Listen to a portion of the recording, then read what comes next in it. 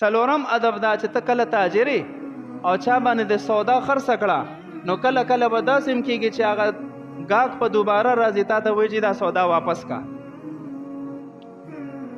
نو چې کله ته دا سودا واپس کې دې ته په شریعت کې وایي اقاله، خپل هغه سودا ختمول. په حدیث مبارک کې راځي نبی علیہ السلام فرمایي من اقال مسلما اقال الله عثرته یوم القیامه. څوک چې د یو مسلمان سره اقاله وکړي هغه سودا ته واپس والی پیسې ولا خپلې ورکړي نو الله رب العزت په د قیامت په ورځ د ګناهونو په وجه به د سره اقاله وکړي ټول ګناهونه به الله معاف کړي. په دکاندارۍ کې هم ته الله ګټلی شي. نو چې کله ته دکاندار یو سړی درته سودا واپس کی نو د زړه په رضامندیا سره ته واپس واله چې پکې عیب نه راوته او خپلې پوره پیسې ولا ورکه پیسې ته مه کموه. که پکې عیب راوته او د عیب په وجه ته بیا پیسې کمولی شي جدا مسله ده.